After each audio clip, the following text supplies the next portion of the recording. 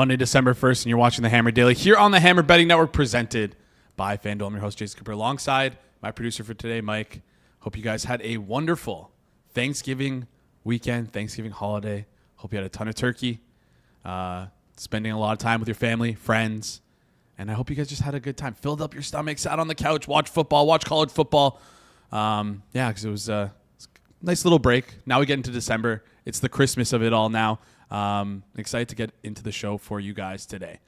One thing I will say, let's get into the show today. Corbie's coming off the top. College football recap. I'm going to recap what we saw last week in the final week of the regular season of college football. Talk a little bit about the conference championship games. My God, what a heartbreaker SMU was. We had such good tickets on that, and they just had to win that game and then make it to the conference championship. They ended up losing against Cal. The Cal freshman quarterback looked like incredible. Saga Pulatella, however you pronounce his name. He looked really good. He's going to transfer to like a blue blood school and like win the Heisman in the next 2 years. He has just incredible talent.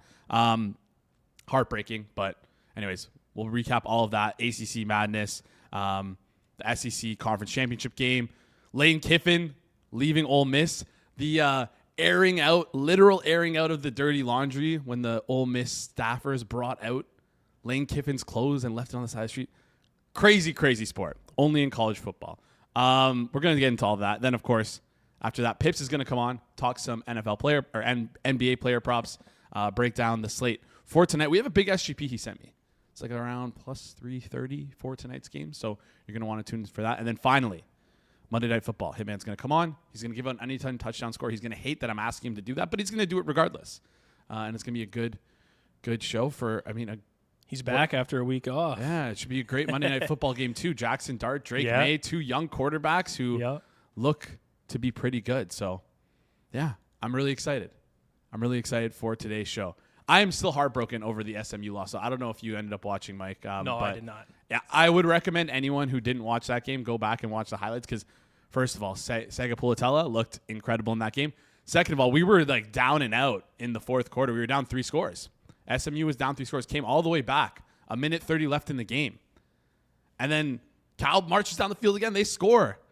And then SMU marches down the field, gets to the 38-yard line and attempts a 52-yard field goal, 35-yard line, whatever it was. Wide right.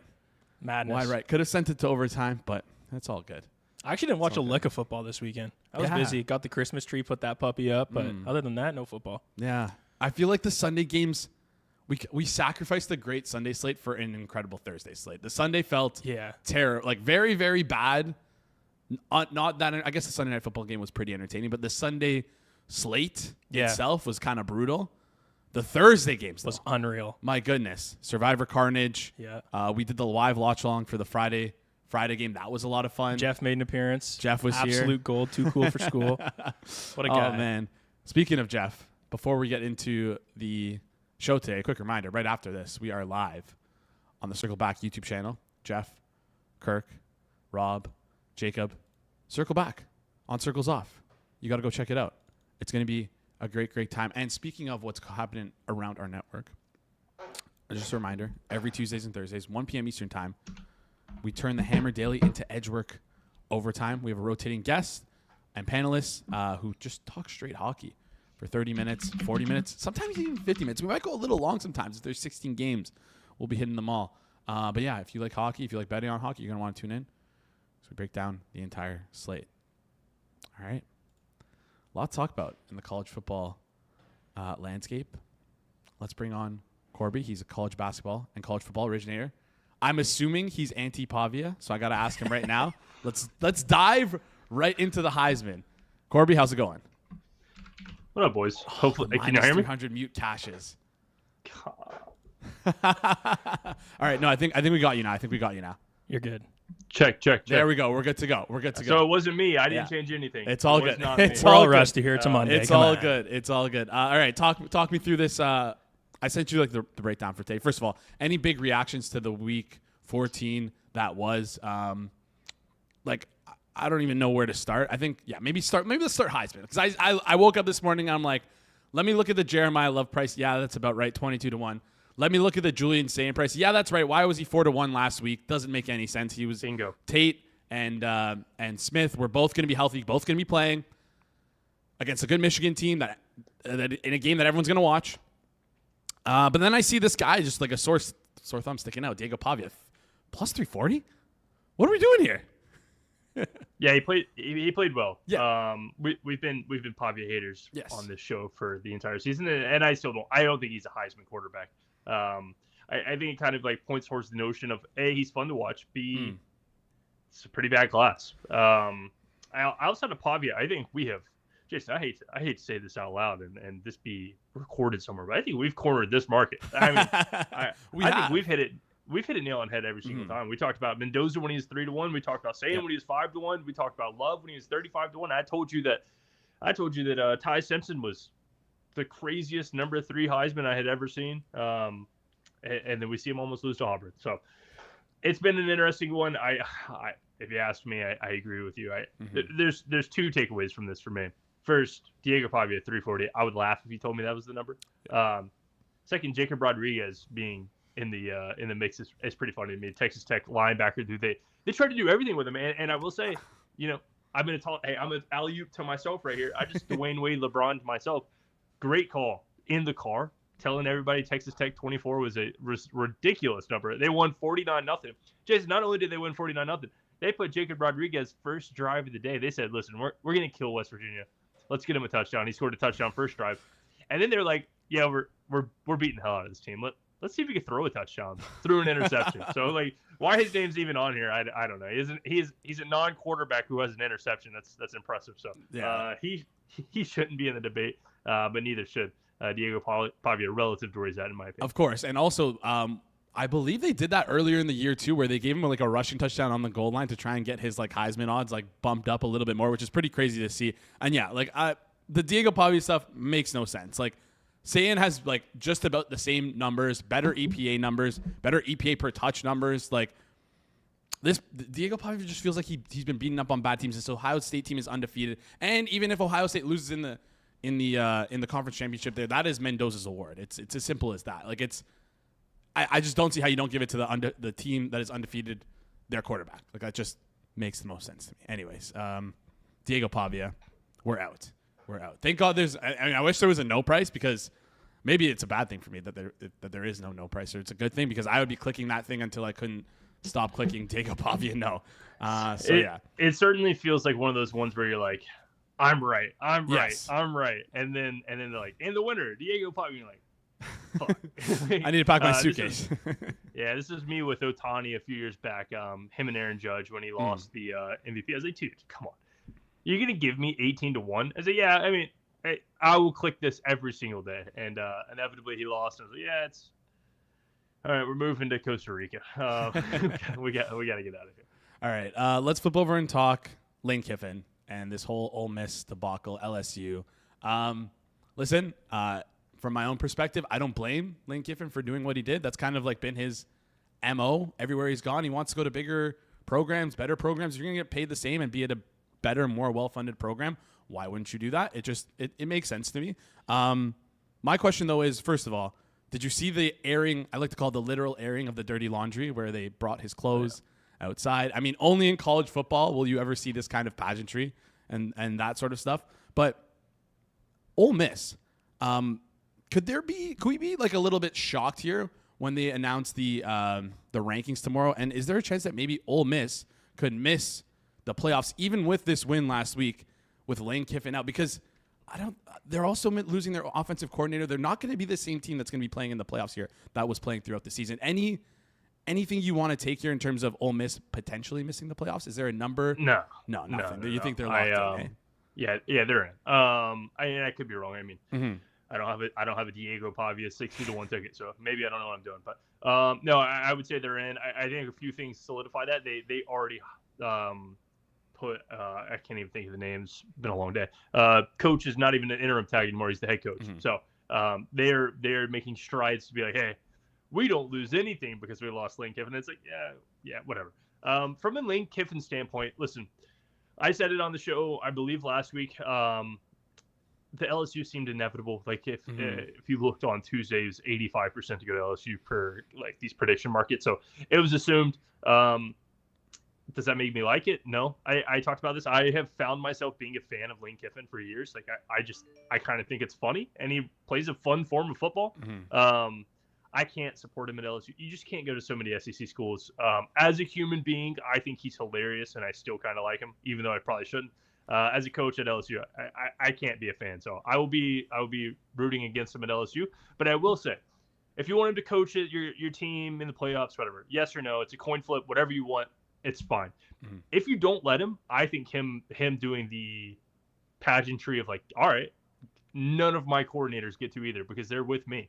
I think that's the correct move. Like, you can't have it's like the cake and eat it soup. Yeah. You can't say we're not going to let you coach because you might recruit players while you're coaching, but we'll let your offensive coordinator who you hired and you are friends with and you talk in meetings every day. Like, no, you can't have him. That's just like having my assistant. Like, yeah, he's not staying either. So I thought it was kind of hilarious. And then Jeff Nadeau, a friend of the show, brought up earlier a great point, Jason, and I think this is one that I could see you doing, honestly.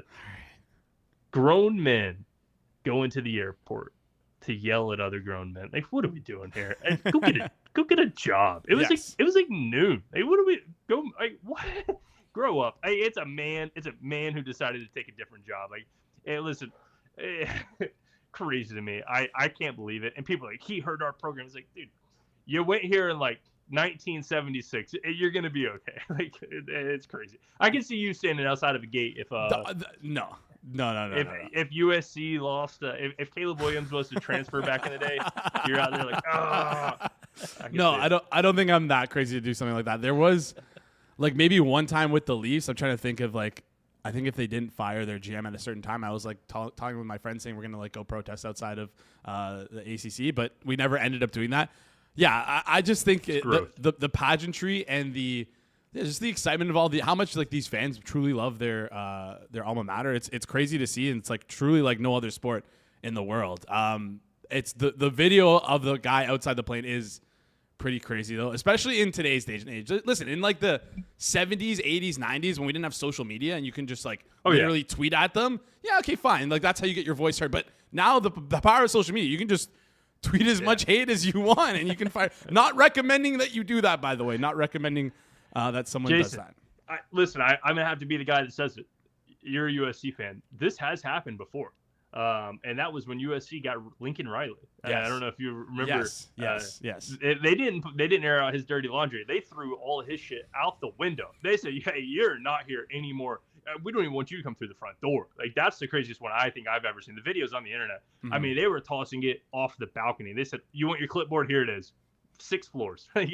That is awesome. I'm all for it. Yeah, the bitterness, the spite, it's what makes it so good. It's what makes it so good. And I'm excited for next year because when we inevitably get the LSU Ole Miss game, should be a fun one. A little bit more about this coaching conundrum, I'll call it. I hate that it exists. I hate the process of it. I never understood why we can't just wait until the last game is played and then just go from there. I get that agents will be talking behind the scenes. Stuff will probably already be decided. But we've also seen in the NFL, really bothered me last year when Ben Johnson, or 2 years ago, last year, Ben Johnson was taking interviews as the Lions offensive coordinator while they were still preparing for the NFC Championship game. Like, that stuff bothers me. Like, do you ever think we'll get past the point where that stuff is happening, or do you think that's just here to stay forever?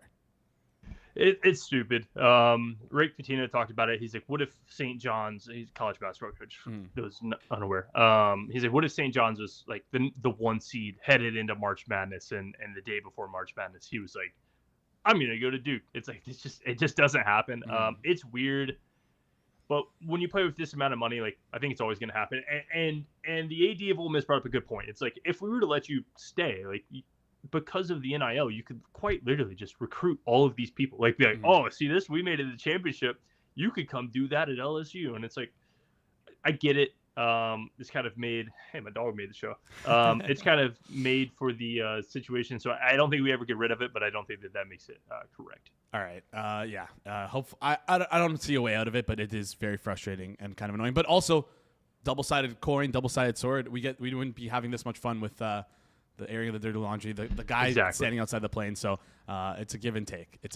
I think, Jason, to be honest, I think that Lane Kiffin doesn't really care where he's at. And this is kind of the vibe of guy because he runs the same offense everywhere. I genuinely just think he likes the drama. And it's hilarious. It's what makes me like him. It's what makes college football what it is. Like, if everybody was just boring, like, it's like what makes Nadu Nadu. It's like Lane Kiffin enjoys this exact moment. And then in 4 years, he's like, all right, everybody knows me, Lane Kiffin, LSU. Let's go to Bama, and it's going to be hilarious once again. Yeah, I'll be looking forward to that. And yeah, like you can't really. Again, I wouldn't hate on Lane Kiffin. You're getting paid probably more money to do essentially the same job with more resources. Like there's what other reason is there for him to stay? All right, I want to talk about the ACC and the college football playoffs and the group of fives because there are 5 spots, 3 of them that are for sure locked in. We know one of these group of 5 teams is going to make it, whether it be James Madison, probably Tulane. But Virginia, if they win the ACC conference game, also, by the way, heartbreaker at BYU. Or sorry, heartbreaker at SMU. Can't believe they lost on they came back and then ended up losing that game. Heartbreaker through and through. SMU, Duke, if Duke and Virginia play and Duke wins, you think 2 group of 5 teams make it? If Virginia wins, do you think there's still a chance that 2 group of 5 teams make it? Or is it just Tulane and Virginia if Virginia ends up winning? I will say this is something I don't put too much weight into. So my opinion is probably not a good opinion. I think it's hilarious that Duke is in the situation. What are they, 7-5? Yeah. I just kind of I think that's hilarious. So genuinely, it's not something I know enough about. North Texas has to be in the conversation, right? Yes. James Madison, of course. We see James Madison plus 138. And then we saw Brad Powers talking about Notre Dame's not going to make it or something. I think that's a stretch. Jason, you wanna laugh of the day? I had SMU money line. That was fun. That was painful.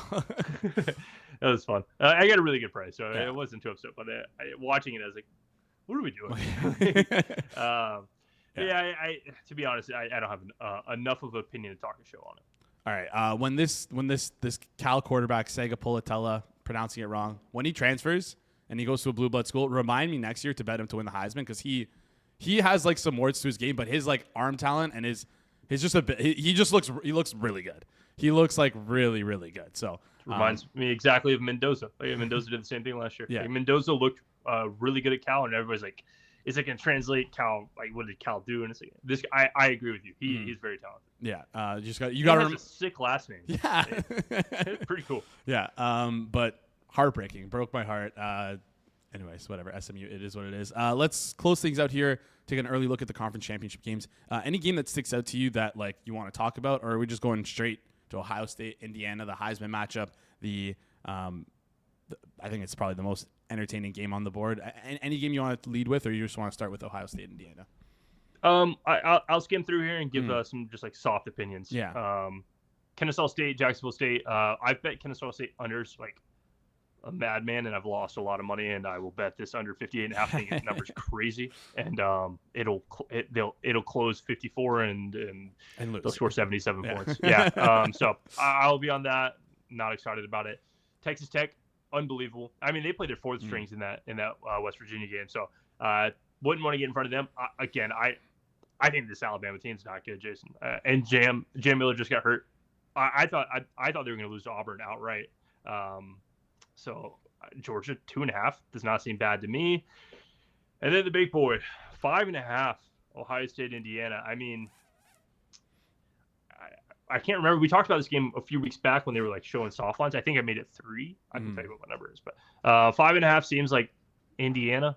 I mean, Ohio State's looked really good, but like I don't put a ton of stock in the Michigan game. If anybody's watched these, they know I don't really put a ton of stock into anything nowadays. So I would say that this was 2.5 3 weeks ago, and now it's 5.5. And I go, where'd you get the extra points? Ohio State, Indiana. You would be blown away. I would make it 2.5, which is what it was 3 weeks ago. Yeah, I'm pretty sure it opened up at around the 2.5. I mean, very, very soft limits. They were doing like the look ahead of like if the game doesn't happen, it's void. But yeah, we talked about that 2.5, and we leaned towards the Ohio State side. Now it's gone out a little bit too far. 5.5 now. Oh my gosh, am I seeing this correctly? There's also this is the craziest thing. I'm just scrolling through all the games on the board. FanDuel already has the LSU Ole Miss, November 21st, 2026 game lined LSU -1.5, -111. Is that one of the craziest things you've ever seen from a sports book? I love it. Let's see what the limits are. I'm not going to bet this, of course. Yeah, of course. But, they're taking around to win 3,000. Like, yeah, that's pretty decent limits. Before you bet this, just call the hotline. Don't bet this. Don't bet this. Even if you have an edge on it, you're going to be waiting a year. I mean, at that number, I would think LSU has to be a good bet. But we have so much. There's so many things that like transfer portal. Like, yeah. There's a million things, but let me tell you, if this number is close to it, 58.5, I will be betting it over. Okay. Lane Kiffin will try to score 100 points. That's not even. There's no handicap behind that. If you watch Lane Kiffin vibes, and let's say Ole Miss can win that game, you think they don't want to score 100 points on Lane Kiffin? That is just pure revenge vibes over 58.5. All right, we're gonna clip this and schedule the tweet to go out the week of November 21st, 2026. 51 weeks. 46. 51 weeks beforehand, we're making our call. We're calling our shot on the LSU Ole Miss game. Crazy stuff here. I actually was shocked when I saw that. I'm like, why is LSU playing a game right now? And it's like, wait, what? November 21st. 2026. Anyways, any final thoughts before you head out here, Corbie? Whether it be like a national championship winner with Ohio State lying at +155 right now, is Indiana too thin at +460? What do you any final or closing thoughts here? Hopefully you listened on preseason and you took the most boring bet of the year, which was Ohio State #1 overall seed 4-1, and you're like, why would Corbie sit all year on a 4-1? And now you're like, oh well, I got a 4-1 in my pocket. It's like, yeah, it's crazy how that works, Jason. No, I would say the only takeaway I have, it's not even betting related. Listen, I'm all for having like sponsorships and making money, all of these things. Money is the thing that makes the world go round. Why do 6-6 football programs have bowl games? Like, I just heard yesterday that Kansas State is going to be in a bowl game. What are we doing here? To spin that around in the positive note, my hometown, Birmingham, hosts the Birmingham Bowl, prides of 6-6 schools. So we might get Kansas State, Auburn, and the Birmingham Bowl this year, and I'll be there. I'll be painted up for whatever team's the home team. All right, I love it. Bowl games are fun, even though some of these teams are ass. It's just one more game to bet on, which we'll take towards the end of the college football season. Jason, would you be opposed to a anti-bowl game? That's neither team won a game all year, and if two teams in the nation can win 0 games, they say, listen, we're gonna have a bowl, and one of these teams will not skunk the season. I'd be down for it. Or maybe the loser wins the bowl. That's the whole thing. It's the loser bowl, the toilet bowl, we'll call it. That would get sponsorships. Yeah. Barstool Sports for there sure would eat that alive. All right, Corbie, appreciate you joining the show. We will chat next week. Talk soon. Awesome stuff there from Corbie. Love the way he breaks down college football. Get Diego Pavia out of here. There's no chance he's winning the Heisman. There's no chance. And I don't care. You can clip this if he ever does win because he's not winning. I don't give a shit. This guy is not winning the Heisman. He's not. Anyways, we're going to flip over from college football to some NBA action. We got a couple games going on tonight. Let's bring him up. He's an NBA props originator, co-founder of Props Madness. Pips, how's it going?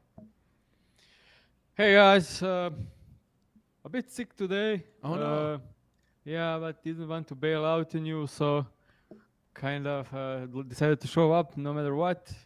2 losing days in a row, can't bail out now. So we need to win some bets. We will. We need to, and we will. It was a tough. Hopefully, first of all, hope you're feeling okay. Hope you're feeling better. Appreciate you sticking through and coming on the show. It means a lot to us over here, and I know the chat will appreciate it as well. Let's get into last week's game or last week's bets. We had Tristan Da Silva over 10.5 points, Brandon Miller over 2.5 threes, and Malik Monk over 1.5 3 points made. Let's start with Da Silva. Fell just short, 8 points. It's a tough one. Any thoughts on any of these bets?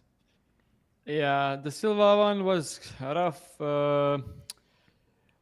Kind of missed both threes. We need one to cover, but played only 21 minutes because Black was bowling, so he closed over the Silva. Not much to do there. And then our guy, Malik Monk, played the worst game of the season. 1 from 4, technically, we were not there. Like when he takes 4 attempts, we are like 45% to hit. So yeah, not enough volume. But he sucked, so he got benched as well. Shoulder was out, and that should be a huge boost for him, but somehow it wasn't. So yeah, and Miller got a ton of threes up, and that was it. That one was easy. Yeah. 5 from 11 from 3 there for Miller. Monk had like 4 attempts. He could have lucked into one more, but it's all right. From 2 attempts from the Silva for profit and 4 attempts from Monk, we could luck out on one, but went 0 and 2 on the Warriors. So yeah, it happens. I will bet them again if I have the chance. That's how we know they're good bets. Like, we're fine with it. It's all about process over the outcome. That's what we kind of preach on the show, and we like to do here. All right, let's dive into the games for today. You want to start with the Bucks game. You want to flip over the Bucks game, and Bucks taking on the Wizards. You want Giannis Antetokounmpo over 3.5 points, -120 at FanDuel. Talk us through this one. Over 30.5. Sorry, did I say 20? Yeah. 30.5. Sorry. I think you said 3.5, which is. I mean, I would probably bet that at -120. Yeah. I think everyone was. First, I think he covers that in first 2 minutes of the game.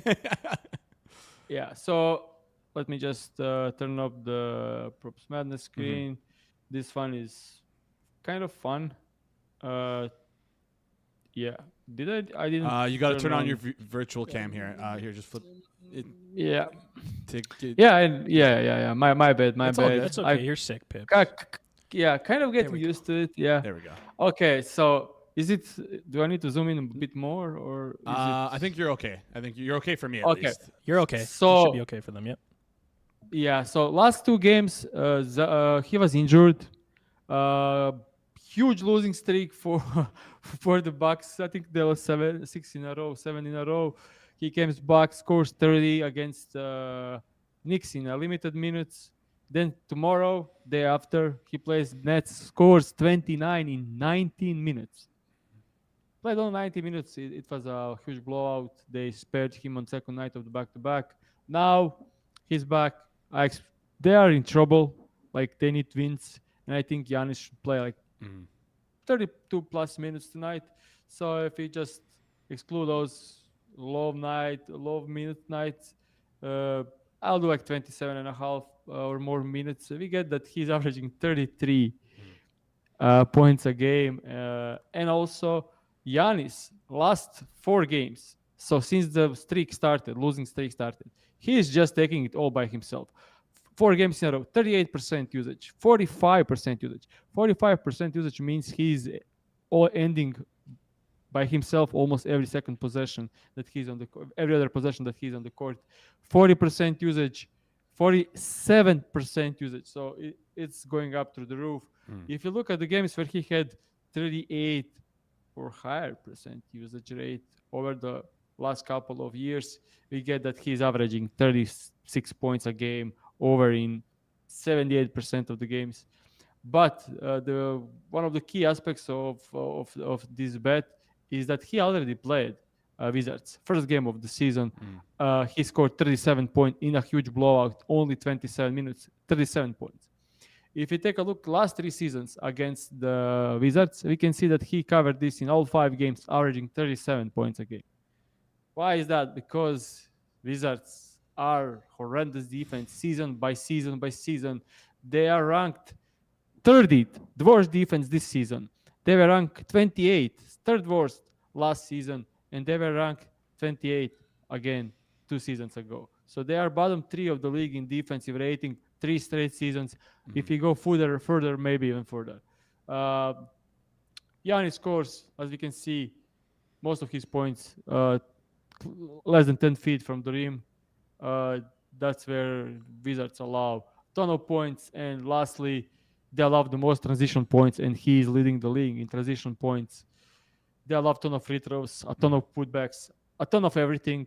And Giannis is kind of wants to win, will play hard. We know Giannis. And yeah, Also, just the last part of this bet is Bucks are not good. Wizards should be able to stay in the game at home, and we can. I hope Giannis gets 30 plus minutes. Hope this doesn't get run away. The spread is 9. Yeah, he should definitely see fourth quarter minutes. Yeah, we looked at minus 120 when we started talking about it on the show. It's since moved to minus 125 at FanDuel, but it's still available out there at minus 120 at certain shops. If you shop around, of course, over 38.5 is what we're looking for. Yeah, Go ahead. Yeah, I've seen minus 118 before I started talking. Yes, so, yeah, minus 118 was there. There's still a minus 115. Minus 120 is still available as well. If you see a 3.5 minus 120, you should also take that as well. Anyways, let's move on to the next one. You wanted Ao Dosunma to get under 2.5 assists, which is around plus 101 right now. Not up at FanDuel just yet. I think it was up earlier and they took it down. But they have 4 plus alternative line, but not his straight up line. They took it off the board. Maybe it might be an injury related thing where they're waiting for some news to drop. But there's still the under 2.5 is out there at plus 102, plus 100-ish. If you're looking for it, shop around. Talk us through why you like this one towards the under. Yeah, this is. I could probably talk about this one for 15 minutes alone. But let's dive into Props Madness just to show you guys what's up with this one. Also on the season, looking at this line, he's under in 10 out of 17 games. Just like straight up looking at the numbers, averaging like. But the thing is, Trey Jones missed some games. As we can see here, Trey Jones missed games. He's their secondary playmaker. He missed those 2 games when he went over. So when we include games with Trey Jones, it goes down, his averages. Also, when we include Coby White, who is probable, so 90% chance he's playing, he played 3 games with Trey Jones and Coby White and averaged 1.3 assists in those 3 games. I have another fun fact, not seeing on Props Madness, maybe we add that later, but he shared the court with Coby White and Gide for 43 minutes total this season. He had 0 assists in those 43 minutes. Okay. Pips, hold on. Before you finish here, I just looked on Twitter. Who was it? Coby White is downgraded to doubtful. I don't know if you saw that. They just tweeted it out a minute ago from Underdog NBA. So I don't know if that affects things here. But yeah, if you want to maybe talk through, I see it from Underdog NBA. Coby White illness downgraded to doubtful for Monday. So he was upgraded to probable like 30 minutes ago. So that's why I went with this bet. And now this bet is not. Don't bet it. Yeah, don't. Or I don't know what to even say. Listen, if you got it, you got it. If not, I wouldn't. We're saying we're laying off it right now. No. If you haven't clicked, don't click. Yeah, because we're gonna see his number increase a little bit. That's just so the news dropped like 30 seconds after literally 30 seconds after we started speaking. That's part of the game, though. That's part of the game. I actually don't understand why. Is Coby White doubtful? What happened? They said it was illness, so maybe he felt fine, looked fine, and then came in and was sick. I don't know. Yeah. Okay. Like what? Nothing we can do there. So probably skipping it. It was an absolutely amazing spot with Coby White. Probable. Now it's still okay, but I wouldn't say there is value on that bet. Orlando Magic still doesn't allow assists. Earlier this season, he played against Orlando Magic without Coby White and ended up having only 2 assists and 2 potential assists. Horrible matchup for him. Was a perfect spot. Now it's just probably break-even spot. So skip it if you can. Yeah, that's all right. That stuff happens. Always want to keep it transparent with the show. And yeah, I was just, I don't know what possessed me to go look at Coby White on Twitter, but I just searched him. Yeah, just ruled out. Always trust your gut, man. Hopefully, White. The chat also just saying White just got announced downgraded. White just or doubtful. Like, is there news at all? Bulls players are pulled. Yeah. The second I saw all the Bulls players off the board, I was like, there's got to be some news. going on. Well, yeah. Hopefully it got pulled right and you as I couldn't- was saying it, yeah. so people couldn't get it. I Yeah. think there is a huge chance that that actually happened Yeah. because we started talking about the bet like 30 to 40 seconds after the news dropped. Yeah. Well, I was looking for it, and I just saw there was like all the Bulls players were like locked on FanDuel at least. So if this number moves up to like a 3.5, would you take the under and at what price? I guess maybe, or you would just wouldn't consider taking it. 3.5 minus 130 or better, Okay. definitely. Spot I'll take Okay. with Ray Jones and Gide playing. Okay. All right. Let's flip over then to the SGP here, and let's get you out the door relatively quickly. I wanted to try and get you out because you were a little bit sick, but I ended up going long. I apologize for that. Okay. All good. All good. You want to go to the Rockets game, and you want to talk through an SGP on there. So talk us through that one. Let me just. I'll share the screen from FanDuel. I think this.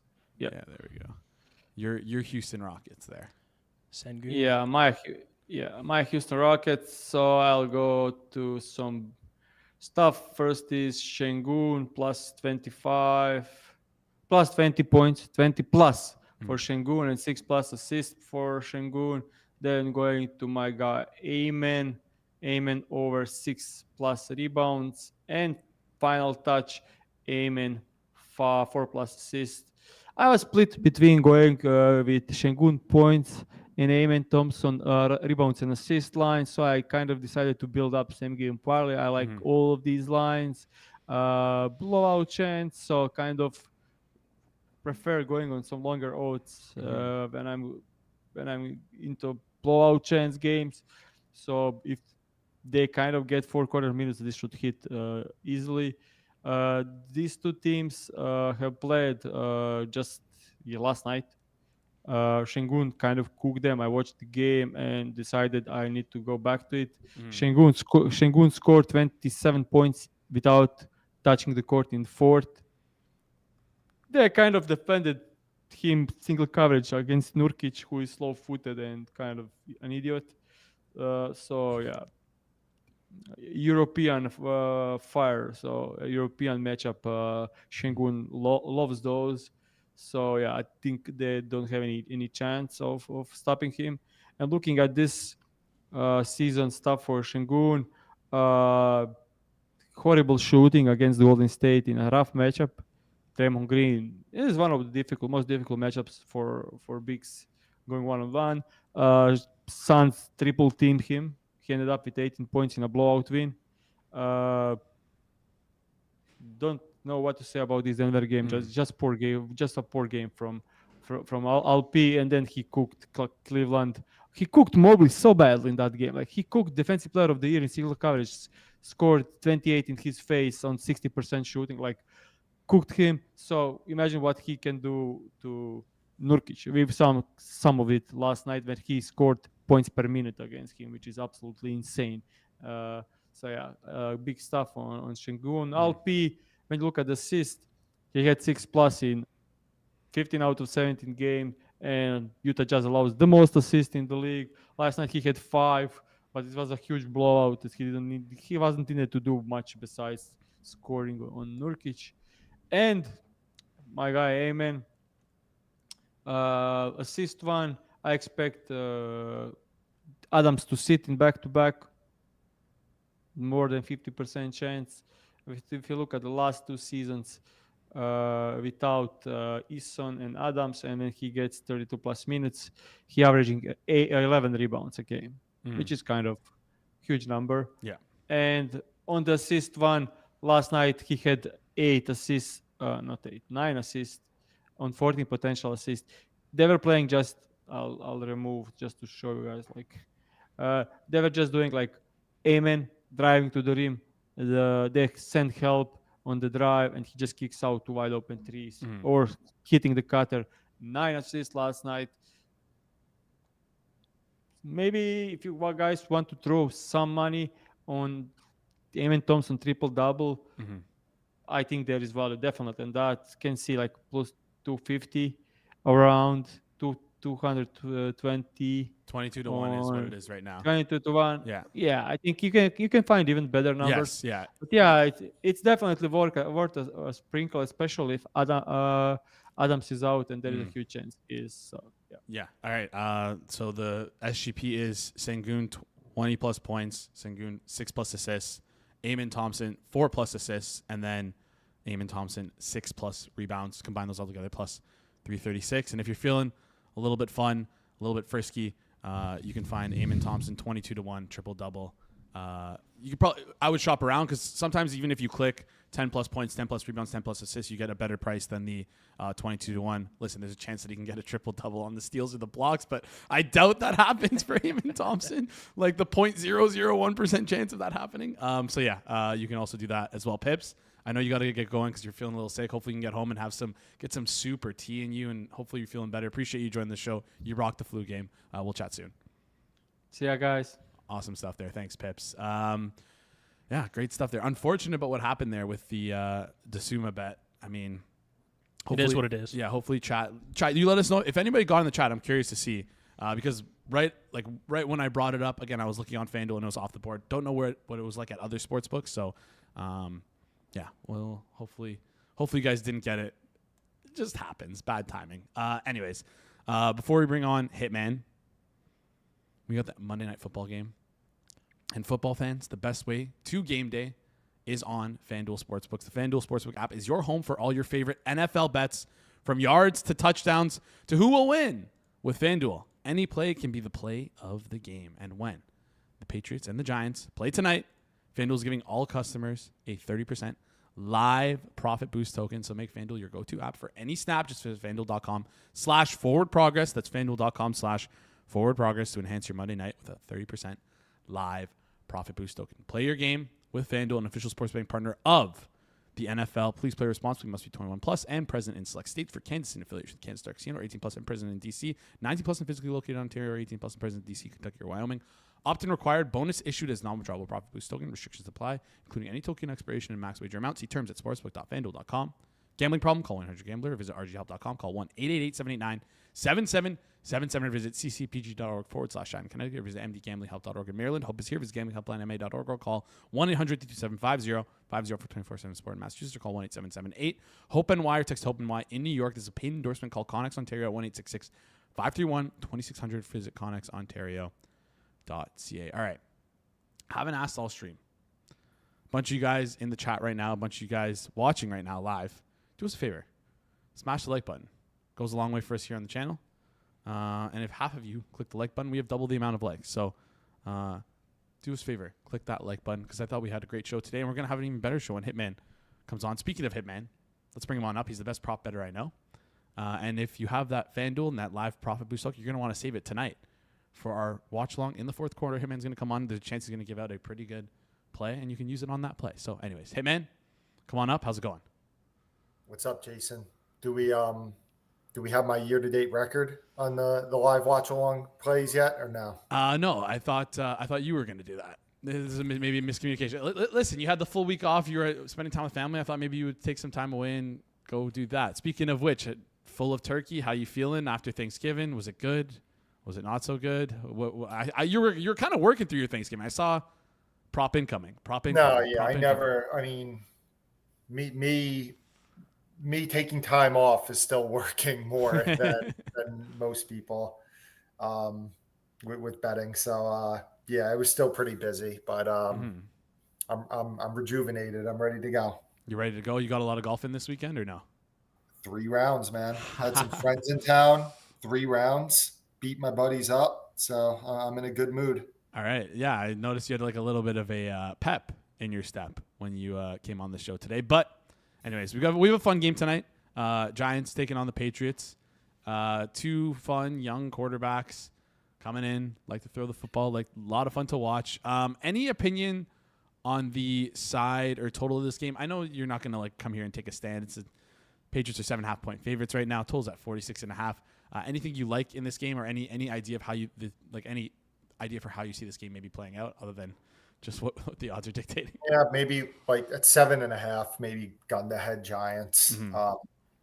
they've been really competitive in a lot of games this year. I mean, they just blow it at the end and choke away leads at the end. But they've been really competitive in a lot of these games. I think that the New England offensive line injuries, I mean, you're already missing 2 starters, and I would guess that Garrett Bradbury at center ends up playing, but now that's a 3rd starter that could be compromised for them. On paper, the Giants have an okay defensive line. I know against the run, they've been absolutely an abomination this year, but on paper, Abdul Carter, Dexter Lawrence, tough matchup against backup linemen. So, gun to head, Giants 7.5. All right. Speaking of the rushing game, I want to talk about the rushing attack for the New England Patriots because they have a relatively easy matchup here since we saw Ramondre Stevenson come back last week, not really get much of the football after he was kind of, the guy throughout the entire season. Do we think we see kind of like a pendulum swing back? Travion Henderson definitely deserved the touches. He's looked really good when he's played, but he's also been very one-dimensional where if he can't bounce a ball outside and break one for like 20, 30, 40 yards, he's kind of not a great down-to-down back. Is there a chance here that we could see the gap between Stevenson and Henderson in usage at least shrink a little bit? Right now, Henderson's 63.5 rushing yards, -112. Stevenson, 25.5 rushing yards, -112. Bless you as well. Any opinion on the rushing match? Yeah, I could see it. I could maybe see Stevenson alternates having some value if you do think that could end up happening. Henderson hasn't exactly been super efficient in the last few weeks. Stevenson, obviously, the fumble problems. Like if he fumbles one time, he's probably out of this game. But it's weird because last week the way they used these guys is kind of the opposite that you would expect. Stevenson played a lot of 3rd down snaps, and Henderson was getting all the early down work.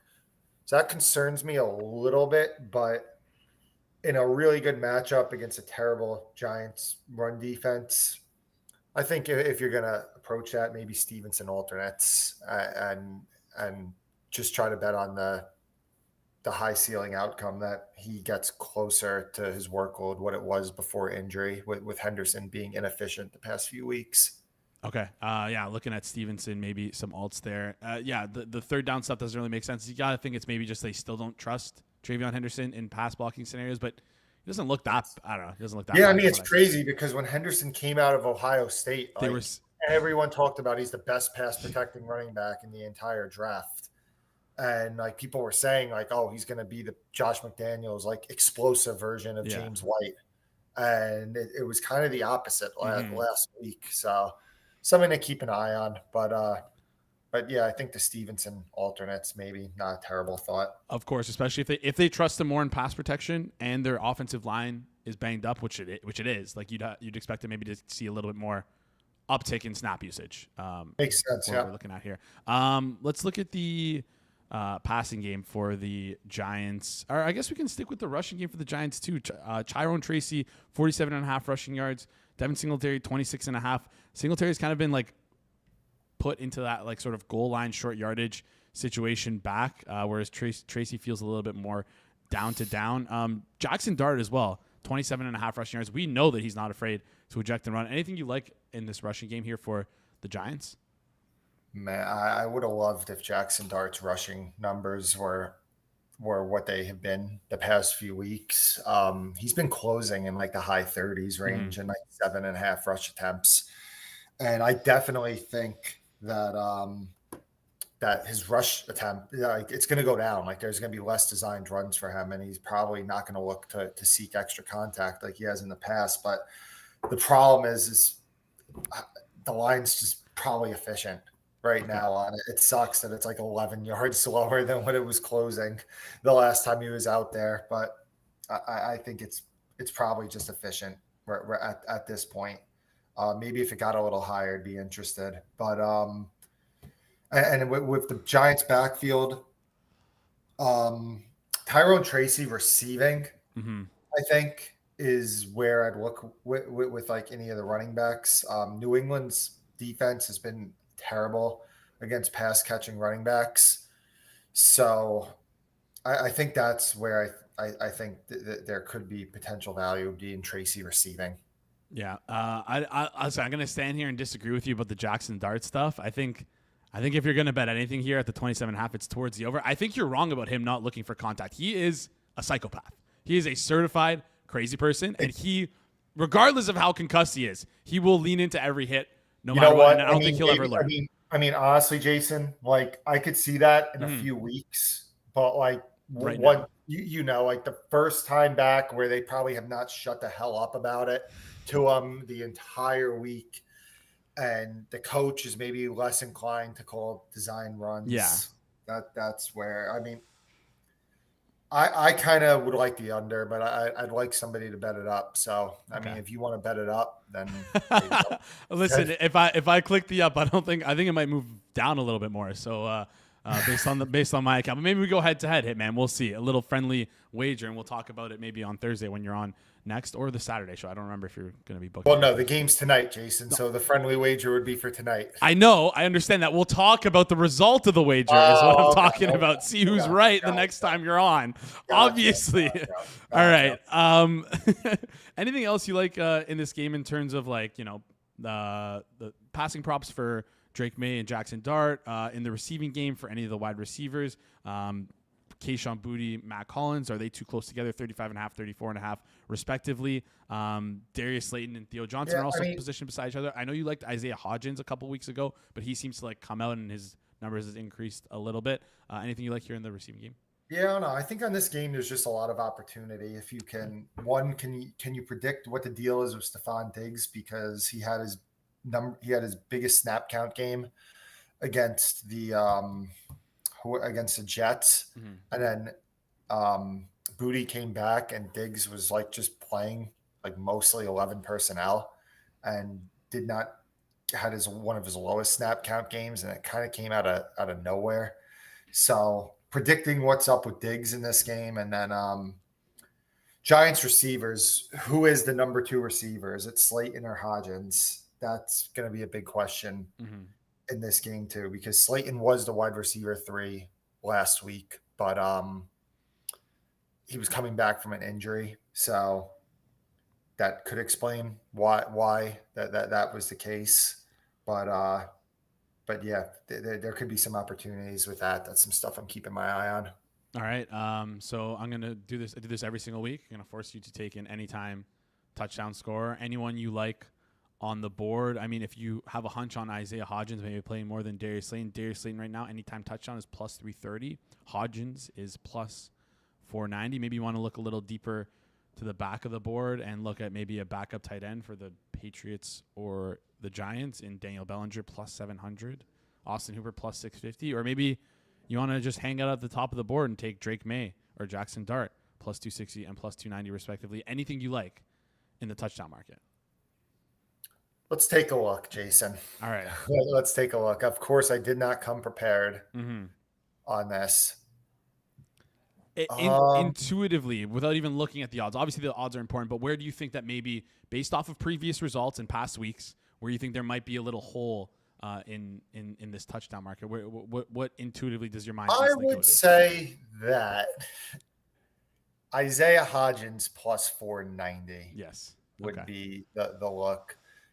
Maybe should not have as much separation from Darius Slayton. So yeah, that's where I'm going to go.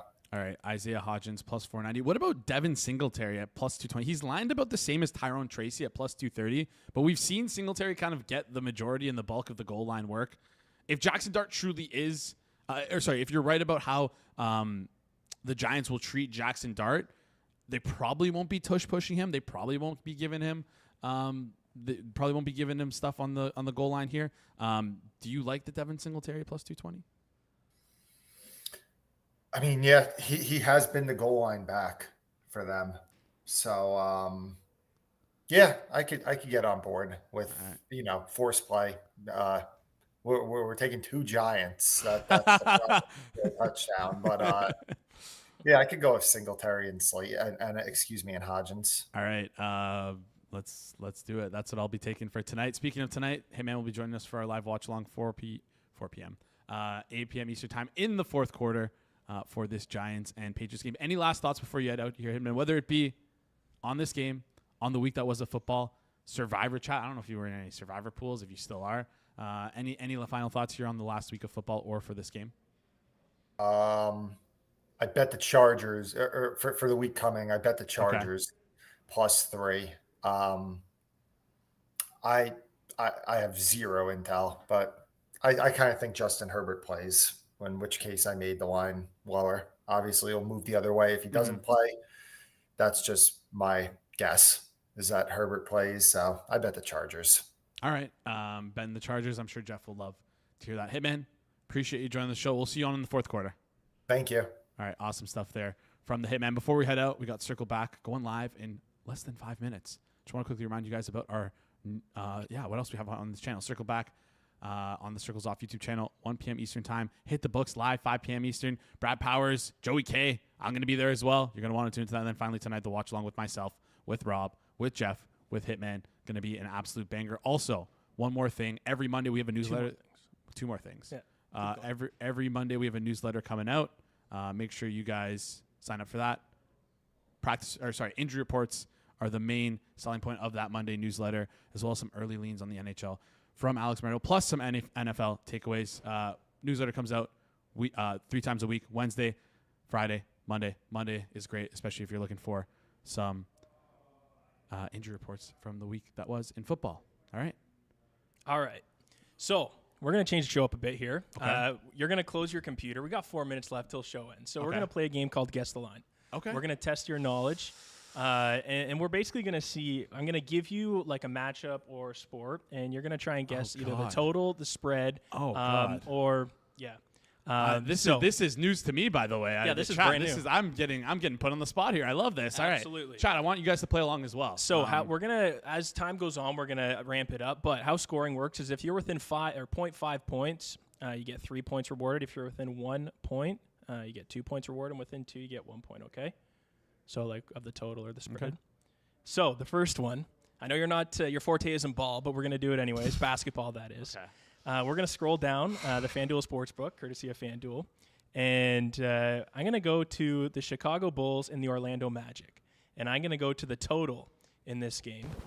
Again, you're not on your computer. So let's see if you can guess the total of a basketball game. I'm worried that I'm going to be way off here. I know that the Magic suck, right? No, they're good. They're all right. They're good. All right. The Bulls are also pretty good. I'll give you a hint. No. Okay, what would the hint be? It's the highest total right now, current moment of this slate today. Okay, I'm going 230.5. Close. 238.5. Okay. Yeah. Okay. Juice towards the under. Okay. All right. So you get a little fear for it. That game, now we're going to switch to the NFL. Okay. We're not going to do Monday Night Football because you've just been looking at that. We're going to go to Thursday Nighter, Dallas Cowboys and Detroit Lions. Now, I don't know if you were looking earlier today, but we're going to go to the spread. Mm-hmm. Detroit's at home, right? We're going to go to the spread on this game, and Detroit is at home. Yes. Okay. Early week, I'm going to guess 4.5 points for Detroit. 4.5 points for Detroit? No, it's 3 in favor of Detroit. Okay. All close. Right. All right. Wow, the market really adjusted on the Cowboys then. Holy smokes. Rightfully so. And then the next one, we're actually going to pick a prop for tonight's Monday Night Football game just to see. Let's see if you can get one. Okay. And we're going to go to Jackson Dart's passing prop. Over, under. I think I saw that. Was it in like the 219.5 range? Give me a number. 219.5. No, 2015.